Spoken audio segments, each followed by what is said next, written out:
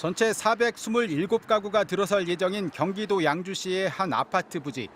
인근엔 전철역과 관공서, 대형 마트가 있어 입지가 나쁘지 않은 편입니다.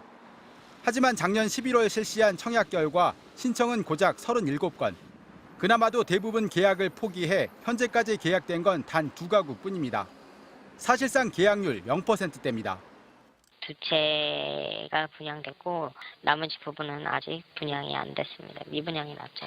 저희가 판단했을 때는 이때가 1,350 정도 됐을 거예요. 비싸죠, 엄청. 미분양은 빠르게 늘고 있습니다. 지난달 기준 전국의 미분양 주택은 모두 7만 5천 가구. 2012년 11월 이후 10년 2개월 만에 최대치를 기록했습니다.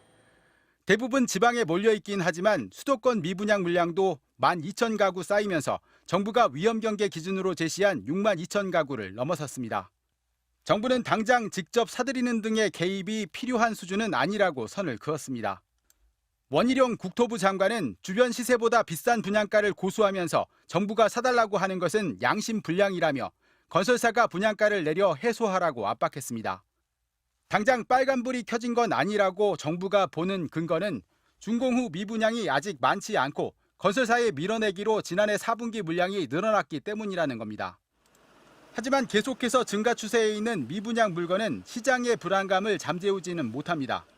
금리가 계속 오르고 있거든요. 토지 청약을 정부가 허용한다 하더라도 미분양이 되게 그렇게 감소하지는 않을 거라고 보여집니다. 이런 가운데 서울 아파트 중위 가격은 10억 원 선 아래로 내려와 9억 9,333만 원을 기록하면서 지난 2021년 5월 수준으로 돌아왔습니다. 중위 가격은 주택 가격을 순서대로 나열했을 때 중앙에 위치하는 가격인데 서울 아파트값 절반은 10억 원이 안 된다는 뜻입니다. 중위 가격은 지난해 7월 10억 9천여만 원으로 정점을 찍은 이후 7개월째 내림세를 이어가고 있습니다. MBC 뉴스 박철현입니다. 서울 구로구의 한 아파트 건설 현장. 입주를 2년 남기고 공사가 진행 중입니다. 가림막에 대형 현수막이 부착돼 있습니다. 기다리던 조건 변경 옆에 노란색으로 강조된 특별 혜택. 중도금 무이자와 발코니 무상, 그리고 플러스 알파입니다. 다른 데하고 저희가 차별화된 게 뭐냐면 안심보장제에서 폐지하면서 처음에 계약하실 때 지원해드린 3천만 원 있잖아요. 그거를 그냥 그때 지급해드립니다. 이 아파트는 이미 계약금 절반에 대한 무이자 대출도 약속했습니다. 10억 원 안팎의 분양가는 현금 지원과 무이자 대출을 뺀 2천만 원 있으면 계약할 수 있고 준공 때까지 추가 비용 부담도 없습니다. 입주 전까지 계약 취소도 가능합니다. 3천만 원을 돌려주지 않아도 됩니다. 분양됐는데 계약을 안 한 거죠. 이제 분위기상에 냉정하고 금리도 저렴하고 하니까 지금 계약 좀 되는 것 같아요. 한 7월이면 다 끝난다고 하더라고요.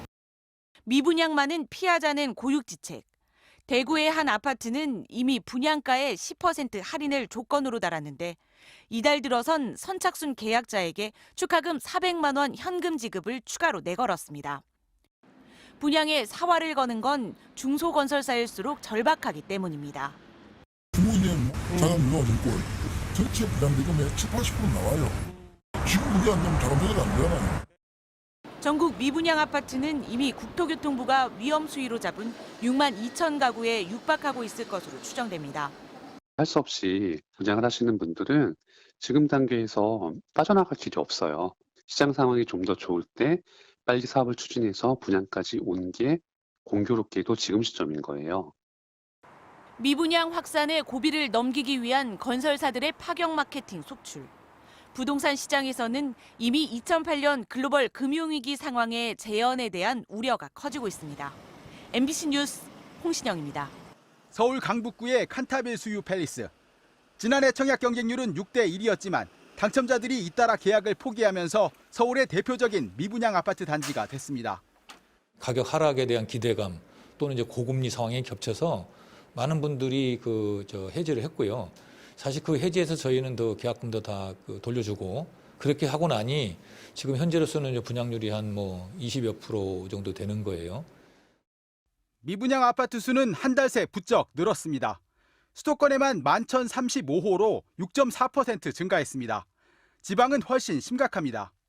57,072호로 전달에 비해 20%가량 폭증했습니다. 전국 미분양 아파트는 모두 68,107호로 한 달 전 58,005호에 비해 17.4% 늘었습니다. 증가세도 가파릅니다.